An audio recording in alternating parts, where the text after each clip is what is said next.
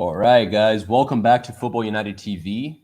I was supposed to be saying this is Gunners from All Corners, the show where we say Arsenal in multiple different accents, but we just say it in the Brazilian accent right now, and these guys just laugh. So it's gonna be a little different today.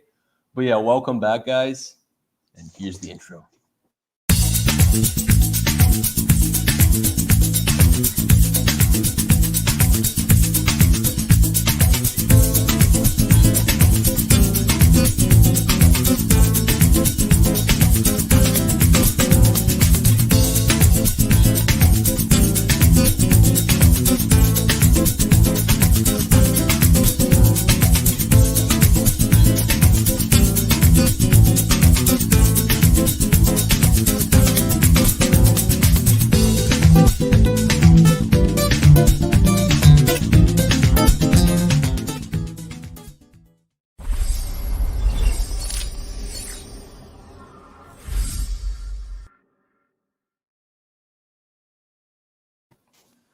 All right, so here we are at Gunners from All Corners. We're going to be talking about mainly about yesterday's game against United.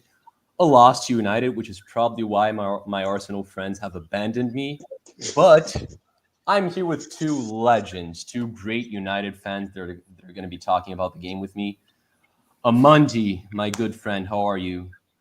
Yeah, great to see you. It's been a long time, Marley. And unfortunate you couldn't come on yesterday or experience the whole Arsenal Man U build up, as it was. But we're here now, so that's all that matters. Yeah, that would have been a little tougher to smile on, but Mr. B, legend, how are you, friend? I'm good, Marley, man. I'm good, bro. Thanks for having me on, man.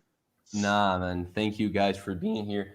So, right, let's get this started, guys. I'm not the most negative of fans, and I'm trying to stay positive during this time of my life. So, I'm just gonna say it was a really entertaining game. Of course, there are many frustrations from an Arsenal standpoint, but I'm not gonna be focusing on them too much.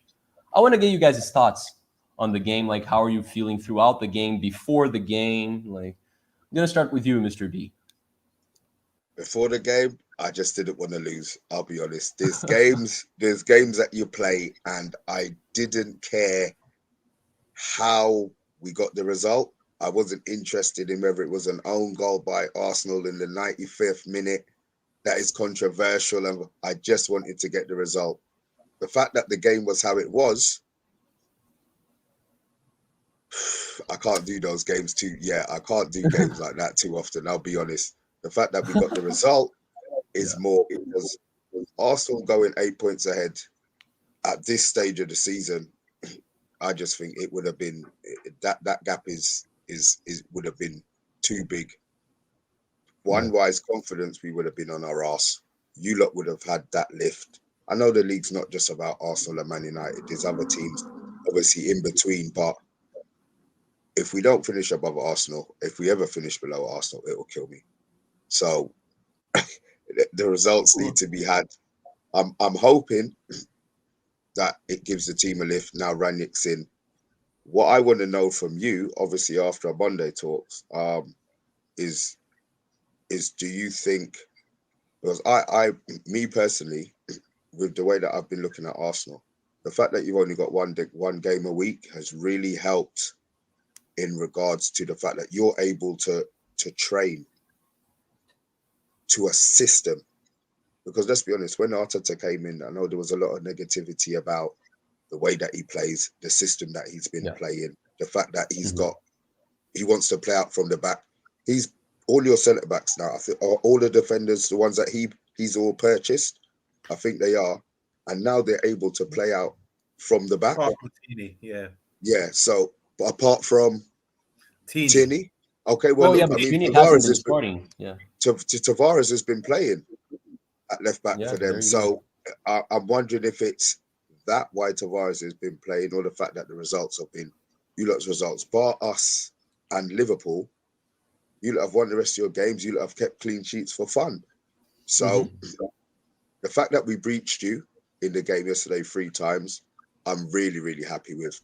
Not the fact that it's because you haven't conceded goals. If you had been conceding, then you say, okay, fair enough. But the fact that you've been keeping clean sheets, so that's the positivity for me. Yeah. The negative on the game, listen, man, if you listen to me on my show, you know, man, I'm not a Fred fan. And he seems to be involved in all of the highlights in the game, whether it's at our end defensively or making an assist for Bruno. So there was so much going on in the game. That's why I really enjoyed it. The fact that it was a Thursday. I had the Monday on the stream with me. I had Solo on the stream with me. Talk, I do the watch along with Talk anyway.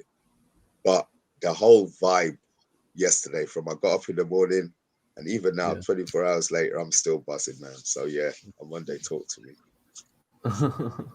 Yeah, I've just had to reiterate what Mr. B was saying there. It's like, because we live in London and we're Man United supporters, everyone around us, all the brothers, all the sisters, they all support Arsenal.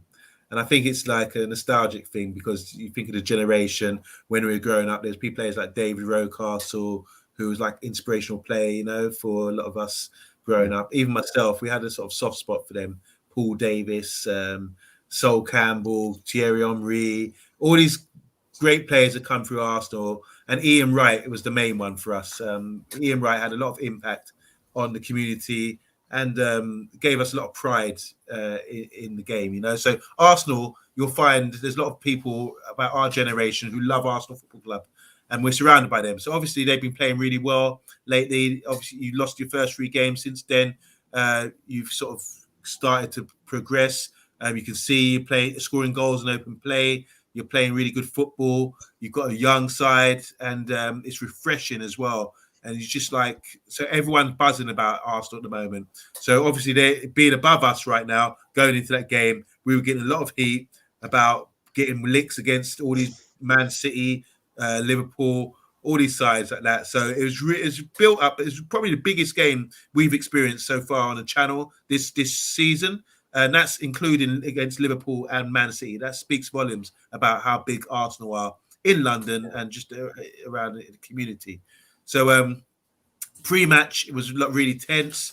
I was confident we'd win, based on, like Mr. B was saying, he made a great point there, Mr. B, saying because you haven't got Europe this year, you're able to sort of play once a week and you're feeling fresh. But also that means you can't have like a 25-man squad where you expect to rotate that much. You're going to play your best side every game, basically, you know. And but then you have to limit your squad. So you've got you beyond your bench, or maybe on your bench, you haven't really got the strongest squad or people to back up. I mean, you got Eddie Nketiah come on the pitch yesterday as a backup striker, and maybe that's not good enough for a top 4 running team, you know.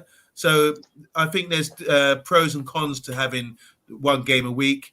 But one thing is good, you are giving these young players a lot of experience, and it's a young side, and you've got a lot of clean sheets, and you played really well, and you're sort of playing above par at the moment. So it was an interesting game going in. These 2 sort of giants bumping heads again. So I was really excited about the game. I really like to talk about Arsenal because it's an Arsenal show. I think I really like to talk about Arsenal. And like Mr. B said, I want to ask you, Marley, even though you're a host, we want to flip it back on you and just get your feelings on it as well, going in and respond to what Mr. B asked you. All right. I'm going to try my very best here. You're absolutely right. Of course, like it's very helpful that we usually have the weekdays off. And it's important to mention, like Arsenal's squad is not up to speed with the rest of the competition. Arteta is finding a solid starting 11, and he has like another 4 or 5 players that he trusts.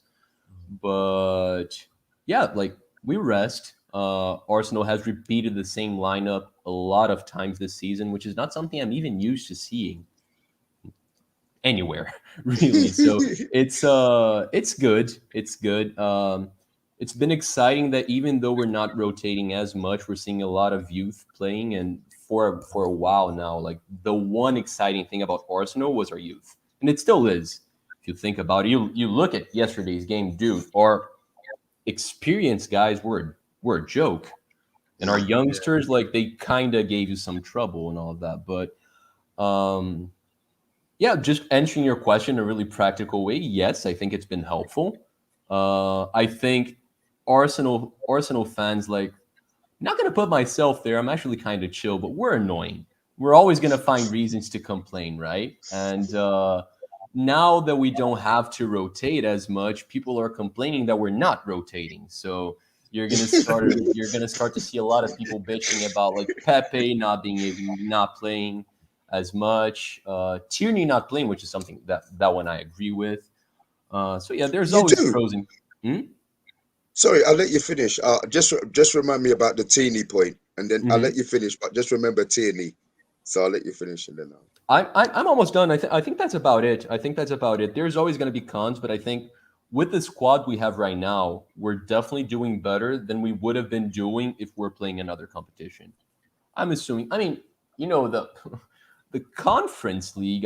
I feel like we would have played our reserve team thus far, so maybe it wouldn't have gotten in the way as much. But playing Europa League football or even Champions League football, which sounds like unicorns and rainbows and Santa Claus to me right now, but that would have definitely gotten in the way.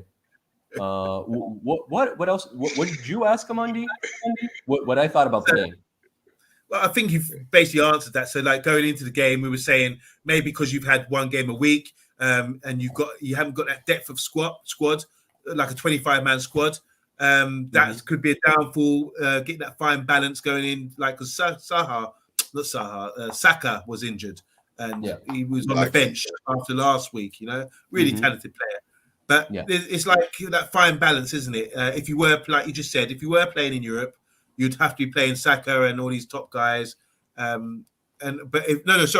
you were playing in Europe, maybe you would have signed players thinking our squad's not big enough, And because you're not playing in Europe, these players are getting great experience and they're on the lips of everybody. Everyone's talking about Smith Rowe. Everyone's talking about Saka, obviously, and they're getting international caps as well based on being first team players for a club the size of Arsenal, which is, like I say, it's really refreshing. So my thing to you is I was just trying to sort of get your perspective on it because I felt to myself, Arsenal, like we're in London right now, all the fans are on the up. They're seeing improvement. They're seeing a system come through, as Mr. B mentioned earlier, that for example, playing out from the back, which they seem to be persistent with. I was speaking to Stephen the other day. Stephen was saying, well, why would they persist with that against Liverpool when it didn't work, when Liverpool were pressing and they couldn't handle it? But I said, well, you got to persist with it. You got to practice against the best teams to make it work. You can't hide from that. And even yesterday, for example, I felt I was looking for it and I felt that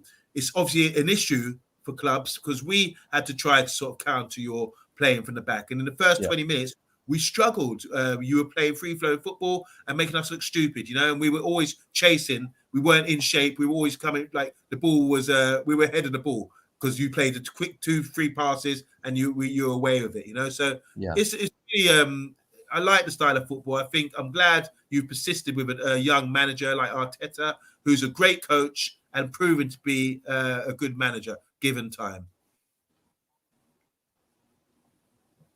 Steven's going to kill me when he finds out, but I agree with that. It's the thing is, I was confident too, by the way. I predicted a 3-1 win for Arsenal.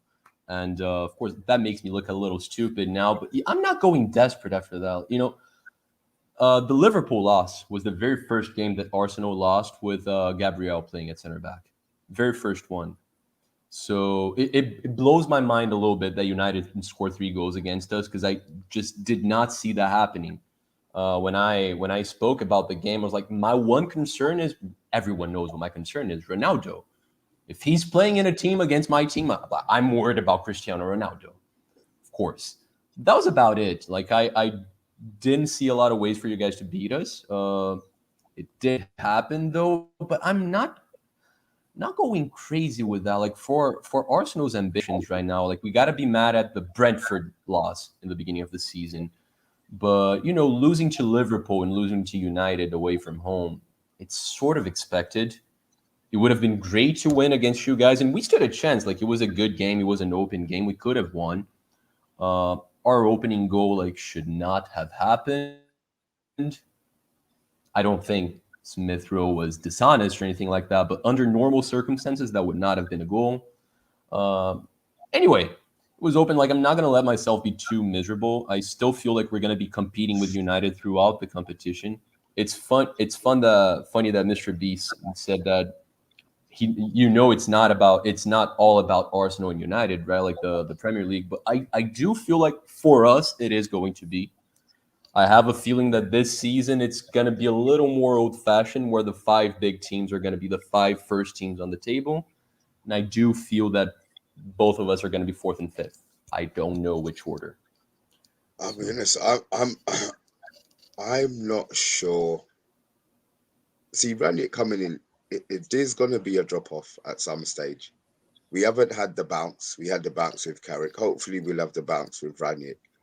Yeah. In the time while we're having the bounce, if we are, we need to see progress. We can't see the same dead formation and the same players playing. So, you saying about the beginning of the season, let's be honest, we thought we was going to be challenging for the league. Those top 3 have gone. What we said, we bought Cristiano Ronaldo, Varane, and Sancho. So I'm thinking, okay, we're going to win the league. We're really going to win the league, regardless of our central midfield. We're going to win the league. And now, those top 3, they're gone. They're gone. So it is really, they're gone. They're gone. Yeah, no, they're gone. They're gone. You know, we're not reaching them. Yeah, you're looking at West Ham, who Mr. Moyes has got them playing very, very well. You're looking at us. You're looking at you. You're looking at Tottenham. You're looking at Leicester. 4 teams at the moment fighting for one place. I hope it's us, but we're not winning the Champions League. So unless we do that, we're in Europa next season again. And a lot of our players haven't signed up to be Europa League players. Yeah. So I'm not confident about 4th now, to be honest. Okay. I'm as confident as I have been in a while that we're going to get 4th, because we're not playing in Europe, because our youth is getting better, but Arsenal always finds a way to mess it up. Like, you have the youth playing well, then our supposedly best player, he hasn't been playing football this season. Aubameyang, I've no good explanation about that one. He's dropped off a cliff. He's dropped off a cliff. He's dude. 2 or 3 seasons ago, Aubameyang had it was a scary statistic. It was only him, Ronaldo, Messi, and Lewandowski that had scored over 20 goals 5 straight seasons. Look at the company he has in this group. He was so consistent. He was consistently one of the best strikers in the world. Out of the blue, it's not like he's not doing well. He's crap. If I was playing number 9 for Arsenal the past 10 games, I'd probably outscore him. And I know you guys think I'm Brazilian, so I must play well. No, I don't. I suck. I would have scored more than Aubameyang, dude. It's miserable, dude. I've got a couple of points that we need to make. Going back to what Mr. B was saying about Kieran Tierney and Tavares. I mean, Tavares has come in as a backup, and now most Arsenal fans I speak to are quite happy that he played ahead of Tierney the other day. Weren't you going to ask something like that, Mr. B? Yeah, it was just that. Has Tierney's form been that bad that he doesn't deserve to start, or is it that Tavares has been playing that well that he doesn't deserve to be dropped? It's Tierney hasn't been playing poorly. He lost his position because he got injured. And one side of me, and I feel like one side of Arsenal fans, we kind of hope for that to happen. When someone's dropped because they're injured and someone's playing really well, whoever came in, we don't expect them to lose their place just because the other one's healthy, right? He needs to gain their place back. And people constantly complain about Arteta because he usually doesn't have this kind of culture. And he seems to have adapted it now. Leno missed a couple of games. Ramsdale took over, and it doesn't look like Leno even stands a chance of touching the ball now. It happened with Tavares. I do feel like Tierney, he should have been back for the United game. We're going to touch on that a little better in a little bit, but he's definitely going to be back. I don't see Nuno Tavares as our first choice left back. I do appreciate the fact that now we have 2, because You guys might remember a guy called Kolasinac who used to play a lot. And, I did not like it when he played. So I'm happy we have options now, but it's it's a little weird because I appreciate the fact that he's valuing effort, he's valuing whoever's doing better, not all across the field because again, Aubameyang. But yesterday, I just feel like it's so clear that Tierney should have played. It was a big game. I see him as one of our captains. You look at that second goal; it was unlikely that Tierney would have let that happen because Nuno Tavares just attacked like a madman and forgot that someone was back there and he needed to defend. Tierney's a little more responsible. He's got a better recovery as well, even though Nuno Tavares is really quick. He's better defensively. I feel like he could have been the difference between a 3-2 and a 2-2. What are you gonna say about Tierney? Because you seem to be keeping that subject for a better Me? opportunity. Yeah. Me? Yeah, well, it's just because last season when Shaw was playing how he was playing, Shaw's dropped off a cliff as well. Let's be honest. Yeah. He's on the same cliff face as Aubameyang. he last season we were talking about him being this superstar, and a lot of the Arsenal guys were saying Tierney was better than him. So the fact that Tierney's not playing and Shaw probably shouldn't be playing, it's just weird to me that 6 months players can go from being all the way up here to all the way down here. That's all it was. It was just because I had Tierney in my head, and I know a lot of Arsenal fans had Tierney being better than Shaw and blah blah blah. So it was just I just wanted to know what your take on the Tavares over to the Tierney situation was. That was all. Tierney is definitely better than Luke Shaw. I can tell you that right now. It was really weird last season for me, man, because I feel like in the beginning of the season I most likely wasn't watching most of United's games, and I remember one stream I did. I don't know if it was on Steven's channel, if it was here, if it was in another channel, but I remember people were doing a combined 11, and Arsenal fans agreed that Shaw should have been there instead of Tierney, and I thought everyone was insane. It's probably because I missed like the beginning of what was a really good season for him, but overall, like I can't even agree with the whole Aubameyang comparison because for most of his career, Luke Shaw wasn't that amazing, right? Like Aubameyang was consistently good for a long time. Shaw had, I feel like last year was an off year, not this one. Right? Like, am I wrong? I don't know. I'm a huge Kieran Tierney fan, though. He's my favorite Arsenal player, so I'm a little biased. Yeah, I do agree. I mean, when I was watching Kieran Tierney at Celtic for a long time, I was just curious, why has no one snapped this guy up? Because he's not just doing it in the Scottish League. I'm watching him in big European games, and he's just as effective and just so much drive, so much desire, and real got this like Scottish toughness about him as well. And that's probably why he gets injured so many times, because he's 110% all the time, you know, and quality as well. That left foot wand he's got, he drives down, it drives down the left. He gets crosses in. He can cut in, cut out, turn in, turn out. He can do it all. And I do think it's a good discussion to say who's better at him and Luke Shaw. But I do think character-wise, I'd rather have Tierney on my side based on his desire, his character, and his. I think he gives you a little bit more, just a little bit more than Luke Shaw. And I'm saying that as a neutral. Just observation, you know. So he's a really great player, and he's a great addition to your squad as well. It's just the only thing. It's really unfortunate about the injuries. He turned up injured, didn't he? He didn't start up for the first few months, but that's a really good player and a good player to have in your squad. But I'd have to give credit to the signings of Arsenal. For example, we're talking about Tavares. This is someone who's come in on the cheap from Benfica. I knew about him, but you just never know how these guys are gonna how it's gonna translate in the Premier League, you know. So for him, so most for this window and the signings, when you talk about Edu and Arteta, what they're identifying as who they want in their squad and where they want them is they pick players for the system and not just players by name or whatever, which probably have done in the past and made that mistake, as Man United have. So, and you're starting to see the fruits of that now with Ben White, with the Belgian boy. Look, was it Lokonga? Lokonga. Lokonga, yeah. Lokonga, sorry, Lokonga. Excellent player, really, really promising player, and obviously Tavares as well. These guys are really come in, settled in, and obviously look at your results this year and his and on the eye as well performance. Tavares has been really impressive, and I think that's a good competition. So the question would be like with Arteta. I've got a few question marks about Arteta about the game as well yesterday, but the question marks would be for me. It's about, like you said earlier, Marley.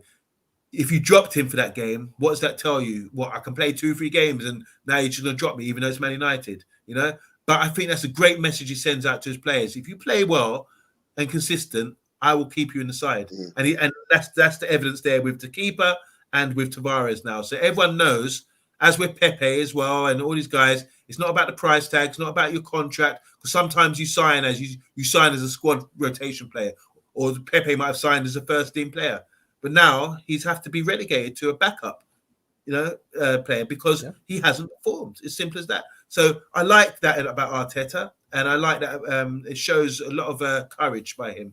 There's just the 2 points I wanted to make about yesterday's game. Not 2 points, just really question marks, which I really want to ask Arsenal fans. You were dominating the game early on with your football that you've been playing all season, free-flowing football, passing, outplaying teams. We were all over the place. We were on the back foot and chasing shadows a lot of the time. As soon as you scored, we got back into the game. Now, is that A, because Arteta said, right, drop off now, we've done our bit, just have a little relax and keep your shape? Or is it B, because we've actually forced our way back into the game like that? I'm not sure.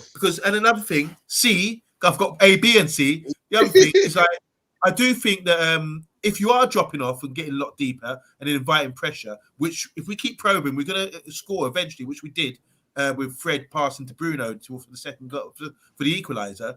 I think players like Partey are not vocal enough and don't have those leadership qualities to drive you, say to defence, come on, drive up.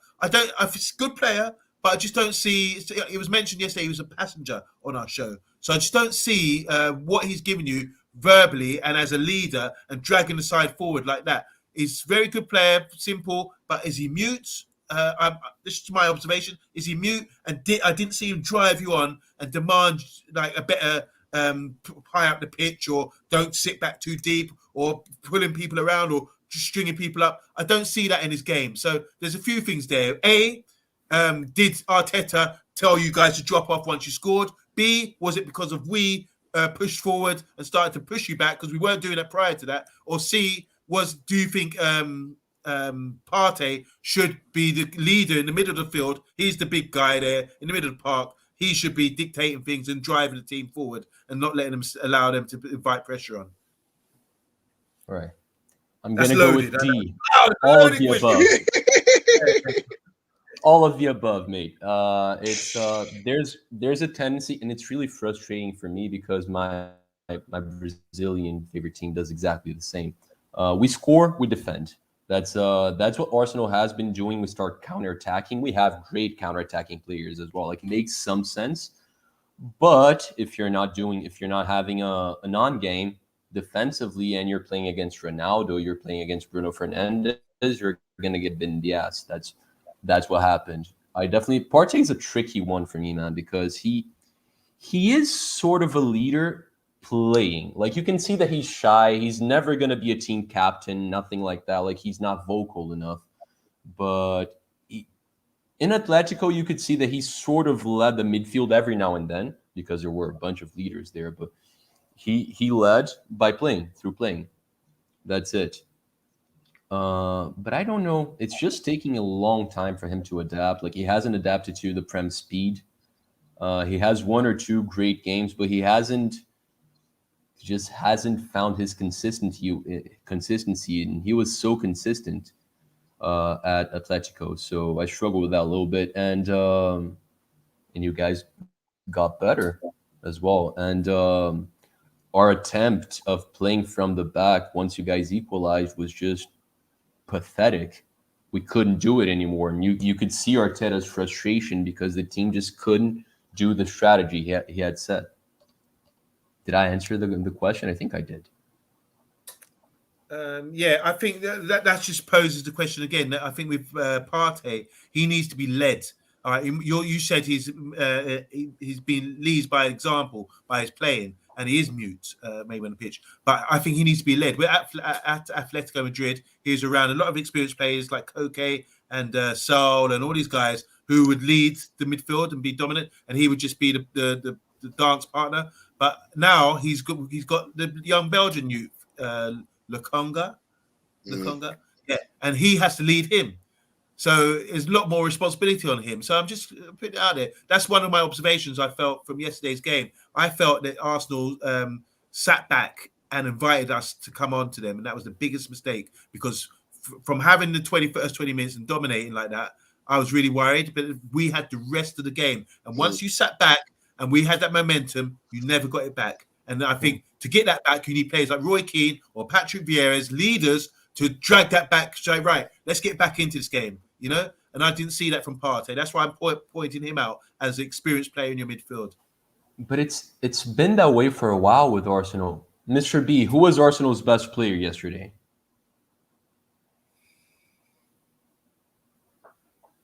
So, I would have said Smith Rowe because he scored.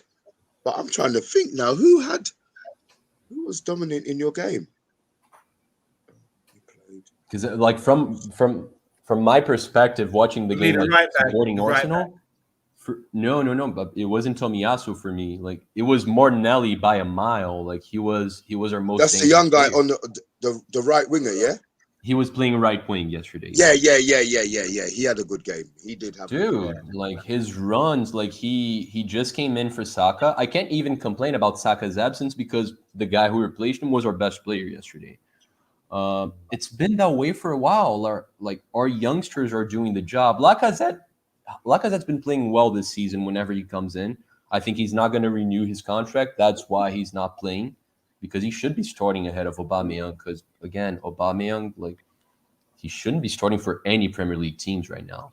Like Norwich wouldn't start Aubameyang right now. Wow. So it's our youngsters haven't. I mean, Partey is not the same case. Partey plays a good game every now and then. He's just not consistent. As for Aubameyang, he's been our captain, by the way, not just our number 14. Yeah. Thierry Henry's number, right? He's our captain as well. He's been miserable. And our leadership's coming from young players, dude. Gabriel, the best center back I've seen in years for Arsenal. Tomiyasu just got here, 23 years old, from Japan. I mean, he arrived from Italy, but Japanese player. Awesome. Yep. Best right back I've seen in a while as well. That's because he was, 20 years of Hector freaking Bellerin. But everyone, like the young guns, are taking care of business, man. You mentioned our transfer window, and it was my favorite transfer window in a hot minute as well. I know Ben White was crap yesterday as well, but another good acquisition, maybe a little on the expensive side. But everyone we brought is young. They're doing well. It just sucks that we have no experienced player performing to help guide these young guns. That's all. Sorry, because I'm talking a lot. I just think Aubameyang thing. I've seen the runs he's making. I don't think people are on the same page as him. He's still making good runs. He's still doing the right thing, but I don't see I think he's ahead of these guys. Once they click and get him in and you exploit the runs that he makes, I think he starts scoring goals again. But I think he's having to lead another guy here, like Partey, who's having to lead, and he's finding it difficult to be that leader in the side, you know? Yeah, but it's his misses. He's getting the. Do you know what it is? I thought you meant his girlfriend. All right. Sorry, mate. It would have been counted offside, but dude, that miss yesterday, you could have scored that with your hair. That was what just happened there, dude? Come on. How many goals Mr. did he get? B would not have scored it with his hair. He could have scored it with yours. How many goals did he score last season? Roughly. Last season, I don't know. It wasn't too much. Our highest 20. score, I think it was. I can't remember, dude. I think it was definitely under 20, but I think it was around 10. Under 20. Okay, fair enough. Yeah. Fair enough. I just think he still continues to make those good runs, and it's about getting a good team And I think I'm surprised he hasn't really scored more because you got the Norwegian kid come in, you got Smith Rowe who sort of cemented the place on the side, and these are two guys who will play that penetrating pass and should be able to see that kind of movement ahead of them. So I'm just surprised. I think when it clicks, it will happen, and it has been happening this year in a way. You have scored some really nice goals, but his movement is something I really admire about. What's it? Oh, as do I. As do I. Like Aubameyang's movement is phenomenal, Yeah, but it's really, really good. yeah, but he's an aging pacey striker, right? So it's a tricky spot to be on. He hasn't been shooting well. What? Yeah. I think when you say he's an aging pacey striker, so that's I thought that was a brilliant point to say that, because that's his downfall really. If you're a pacey striker and you're aging, then what have you got to fall back on? You know, that's exactly. a good, really good point. Yeah, exactly.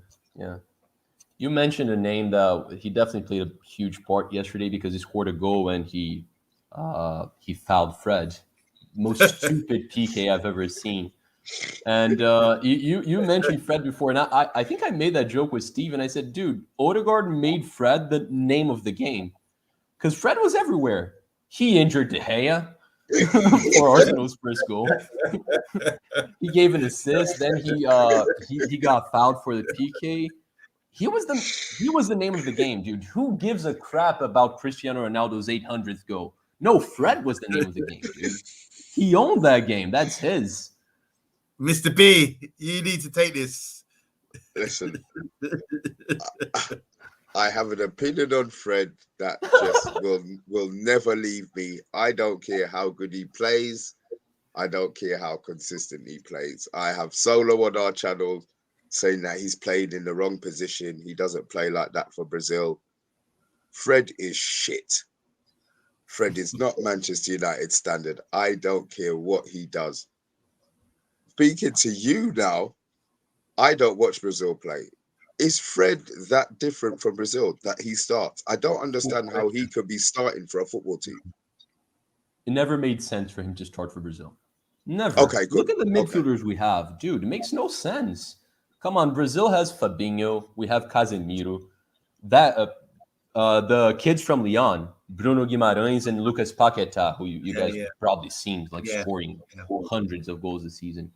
That kid that just got to Marseille from Flamengo, he's phenomenal. Jerson, he's more or less like Roma.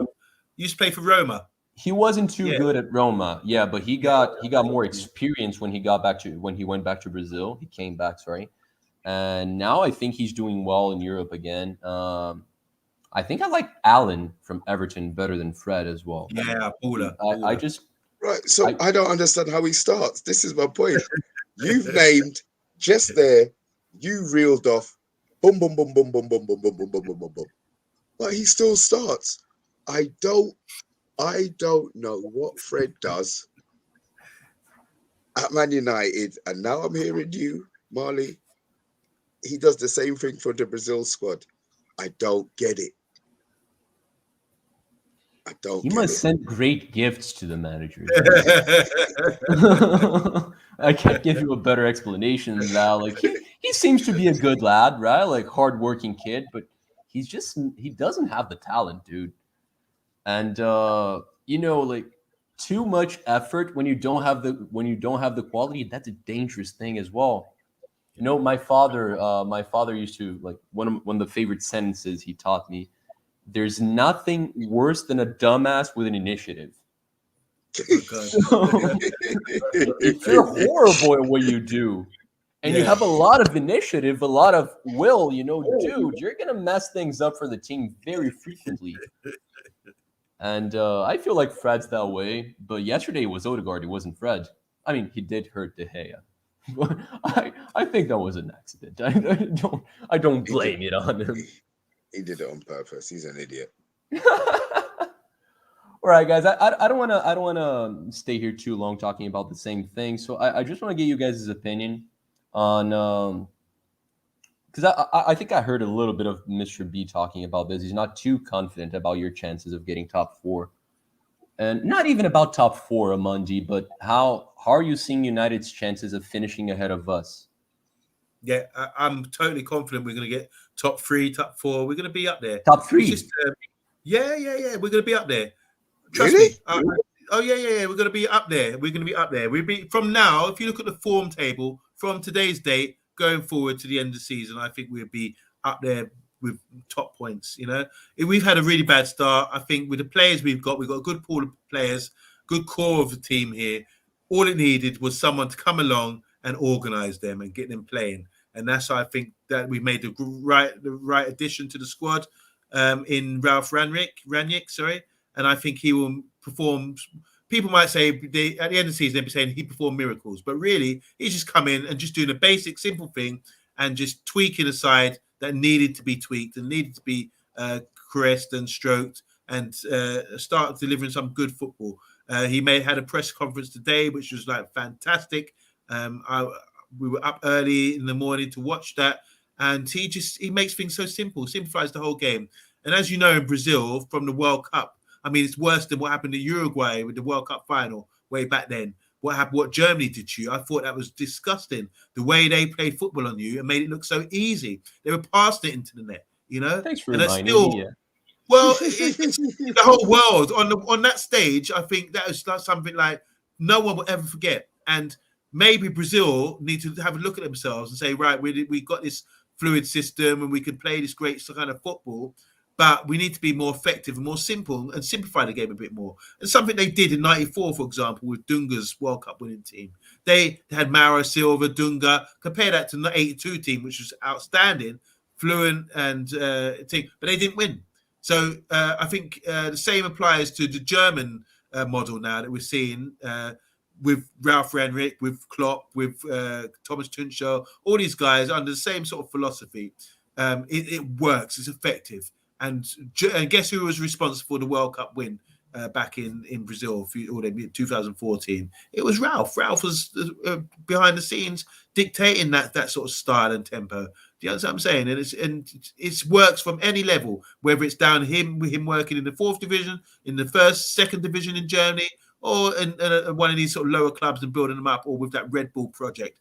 It's been effective, and we've been on the receiving end of it with Red Bull last season, which was set up by Ralf itself. So I think having that guy come in now, we will see a real change, a real transition from what we had and to what it's going to end up being. That's why I sense now we left it too late, but we can still be, as we said with the signings we made, we can still be that title winning side. And I still believe that right now. If the other team, we can close into the other teams and start pushing on and get that momentum, I think we could be doing bits by March, April. We will be in the mix again. And then we'll be saying, we left it too late. But I'm just so excited about this appointment. I think we are better than Arsenal. I don't think you have the squad to really go to 38 games and be consistent like that. Well, and I don't see the other team. West Ham, I'm saying no. Leicester, no. Everton, Tottenham, Wolves, whoever you name, I don't think they've got the same size squad as Manchester United or now the sort of key manager. Look at the top 4 teams that we're talking about. You got Arteta, who's inexperienced. If you look at Liverpool, Pep, Klopp, Tuchel, and now Ralf Rangnick, they got great 4 best squads with the 4 best managers who are proven. That just says it all, and I think that's going to be the difference maker. Oh, I mean, I never call you out on thinking United's going to finish ahead of Arsenal. I think Mr. B agrees with that. And I'm hopeful that Arsenal's going to finish ahead of you guys, but that's fine. That's absolutely fine. What you're saying makes sense, but third is where I have like not a problem. You know, you're entitled to your opinion. I just want to find out like who you see dropping from that top 3 for United. It's not what I see dropping. I think it's a long season. We were 14 games in. There's 38 games. Season is 10. There's 24. There's 24 games to go, and there's many points to be gained. You know, and we've got to play these teams again. And I think by the time we start getting going, it's like a kickstart. It's just going to start. The momentum's going to build. It's just going to snowball. And I think we'll get to that stage where we're just going to be walking through teams, as we see what Liverpool are doing at the moment. For like they just every game now they're scoring 4 or 5 goals, even against us. You know, the old us. We're just a new age for us. So I think we will be performing like that with the team that we have and with the players that we have. And if he tweaks it in January, maybe get someone else in just to turn up the heat a little bit, I think we can be sort of like almost unstoppable. Andy, you know what? I listen to you, man, and you make everything sound so simple and so full of roses, bro. You're talking about third. I'm there thinking we'd be lucky to scrape fourth, and you're talking about third, and then you're talking about all this stuff. It's like you're so full of flowers. You're just so happy. I can't have that. I want to have that. I want to have that positivity about my team. I'm listening to you. Mr. B, we sat here on transfer deadline day and we all made a prediction that this squad should be able to win the league. Yeah, but we're so far off it now, regardless of what we do. Regardless of what we do, it's like I can't see unless one of those teams above us really drop off. I got the run. We could have the run, but it might not be enough. We need to beat City. We need to beat Liverpool and beat Chelsea. If we do that, I'm with you. But I just you're so positive. Miracles do happen. I mean, we halfway through the F1 season, everyone was writing off Lewis Hamilton. We're coming into the last two races now, and they're talking about the momentum, and he's the fastest car, he's the best car out there. And I think I can see similarities of how it's going to be coming to the end of the Premiership season. They'll be talking about Man United being the fastest and the best car out there, and who can stop them. But do you see your squad as being the best one? Yeah, I do. It's all about effectiveness. You've got to be effective. Defense is defense. We've got a decent. If you look at our defense, man for man, everything else, I think we're up there with the rest of the teams. Midfield's maybe an issue, but the strike force and where you get your goals from, I think we can score a lot of goals. We've got Greenwood, Rashford, Ronaldo, Cavani, Sancho. Martial on it. Sancho, there you go. You know, and the Langer in the background. If you go, these are players that can really. I, as a defender, you wouldn't want to be coming up against them. So if you can get a manager that turns them on and gets them playing and gets the best out of them, that's what I'm saying. We could be like a juggernaut. Okay, you probably agree with the attacking aspect of that, because I do too. Like name wise, the players you guys have are phenomenal. Ever since he signed, I was under the impression that Sancho was not going to reach the expectations that you guys have for him. I don't know why. It's a feeling. It's not based on anything. But Ronaldo, Rashford, Martial, like it looks Greenwood, it looks very good. But Mr. B, do you agree that your defense is one of the best ones out there? Maybe even better than like Liverpool's, City's, Chelsea's? Because honestly, I'm not sure it's better than ours. I look at Varane. He's top of top. I look at Maguire. His form this season. Last season, you have an argument. I could argue, but this season, everything he's done is turned to shit. Everything he's touched has turned to shit. Shaw is in exactly the same hole that Maguire is in. I don't know if it's a Euro hangover. I don't know. I don't get it. My brain can't comprehend how two full England internationals who played how they played last season can suddenly be worse than me at centre-back. It makes no sense. And then Wan-Bissaka did nothing during the summer apart from get banned from driving. So even we've got one defender. So on Monday you're here saying, okay, we can compete. We've got one defender, unless that one defender is going to clone himself and play in 4 positions. Liverpool's is better than ours. Chelsea's is better than, but then it could be down to coaching. It could, as I've said all of that now, it could be down to the fact that Oli just said, yo, brethren, go out there and play around there. When the corners come in, you mark the air and you look in the air. You know, it's so, I want to see our players being coached. I want to see discipline. I want to see a man standing there every single game on the corner, which means he's been trained to do it. I want to see patterns of play. Yeah. Everything that we didn't get under Ollie. And listen, I'm not going to diss Ollie because I love him. He left the club in a much better state than he found it in. The last couple of weeks, yeah, he had the bad whatever, but he left the club players-wise. Look at what he's left the next manager. We need one player or two to cover the one player that we're going to buy. Our team is complete. So he's done a good job. I'm not going to cuss Ollie, but Jesus, tactics-wise, Lord, he needs a lot to be desired, man. A lot to be Now desired. that he's left United, do you think he's finally going to get the ring to rule them all? Is he going to do what? That's a the ring. Smeagol joke. He really Oh. looks like Smeagol from Lord of the Rings. I'm sorry, I had to throw it out there. I don't watch it. I don't. I did. I've never seen it. I've never seen it. They're Well- talking about him as a Willstone Raider, aren't they? If you You live in know, a cave it's like Sammy- both these Sammy, gentlemen and haven't watched Lord of the Rings, look it up. Smeagol, Lord of the I Rings, read looks the book, exactly but- like Ollie. Oh God, yeah. I know you mean. Now. Okay. all I right. thought you talking about You know- Ralph Ranick. You know what? The Maguire thing, dude. I'm never gonna get the hype with Maguire, and I honestly don't see him getting any better because I don't think players that are as limited as he is physically are sustainable in football. Football is getting so athletic that I just don't see such a slow guy keeping up. Hold on a minute.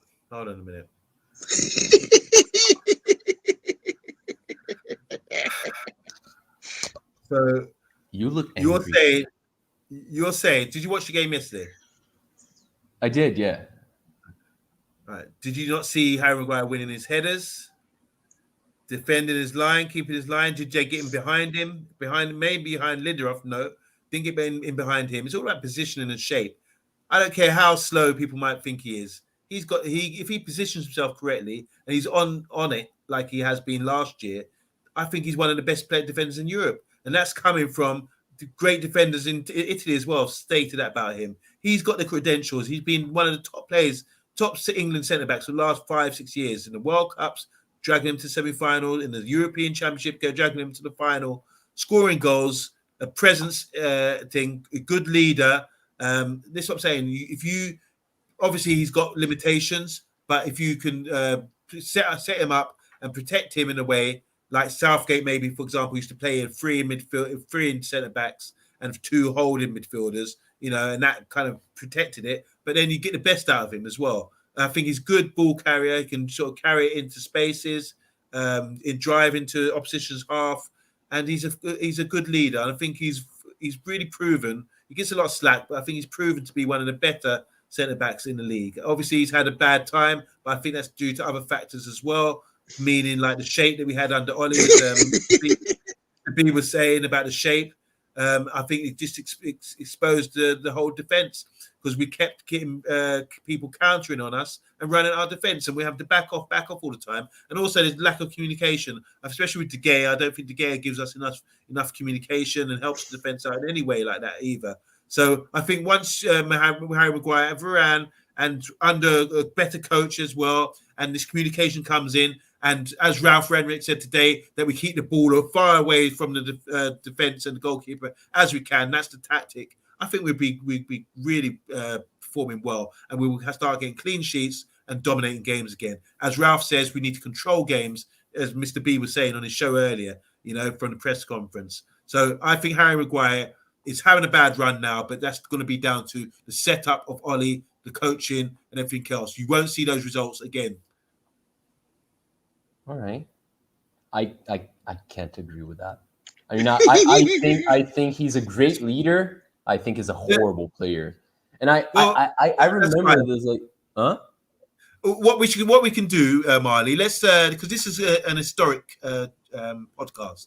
When I say historic, it means it's a review. It's like we're having an assessment mid-season. Yeah. We did have a good discussion. So I think we should come back to this. Maybe all three of us, maybe once a month, come back to it and assess, and come back again and assess the next month, and just see how we progress. And sort of we can always look back and say, "Oh my God, did I really think that?" Or did I think? Because I can be made to look stupid.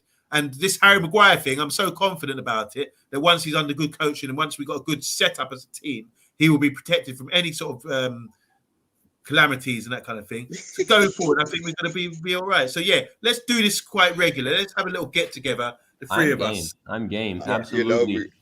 I will chat all night. So listen, just whenever you lot are ready, if it's once a month, we pencil in for once a month, Marley, man. I'm all good. These late night Fridays are perfect for me.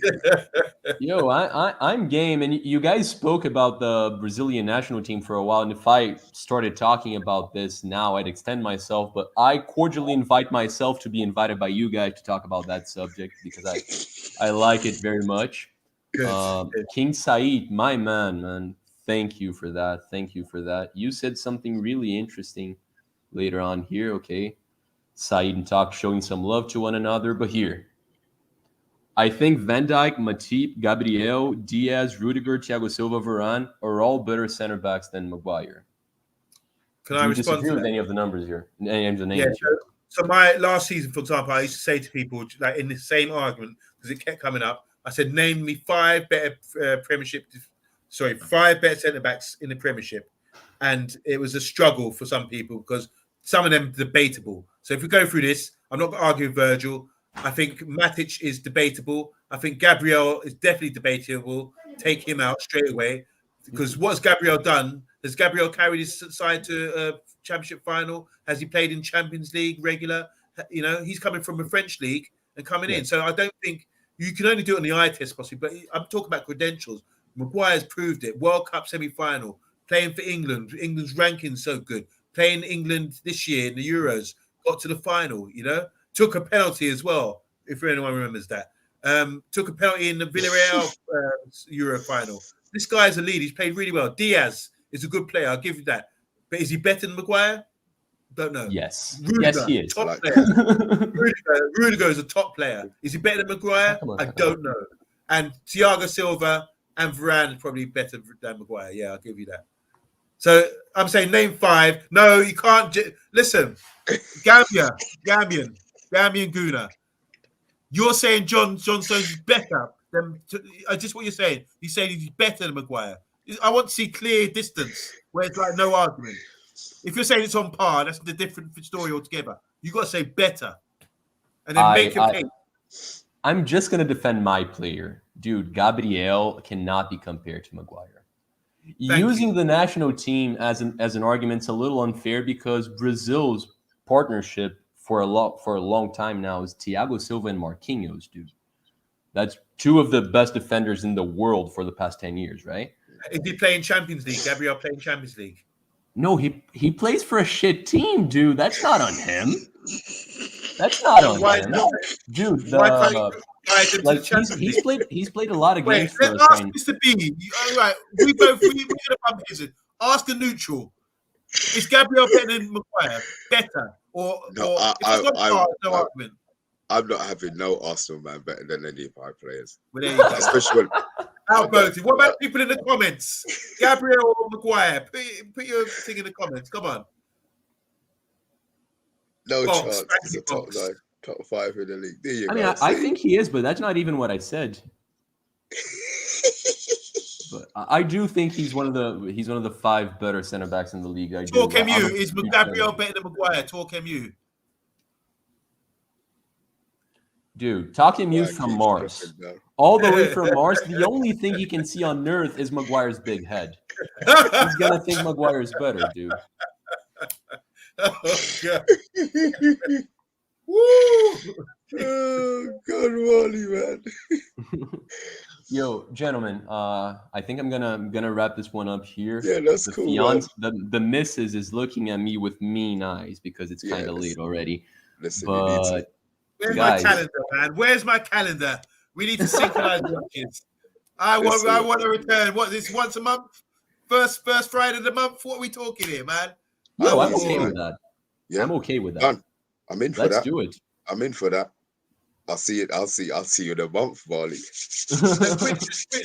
Quickly, what are your fixtures? I know you got a lot of fixtures coming up. What are your fixtures for the month? Dude, I don't have them memorized. I know we're playing. Okay. I know we're playing Everton on Sunday, but after that, I'm not sure. Okay. I'd have to take a look right now. But in the meantime, while I'm taking a look, dude, Everton, first of you got all, guys, Southampton. You got big home games. Yeah. You we've got been playing a Everton lot of away, away games, so that makes sense. Arsenal. Okay, yeah. Arsenal, Okay. West Ham. Okay, yeah. Anyway, sorry, bro. Scott, I'll let you talk. Sorry.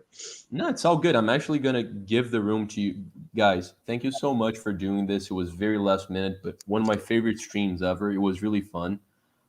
Thanks for not humiliating me too much. That was good of you guys. But Mr.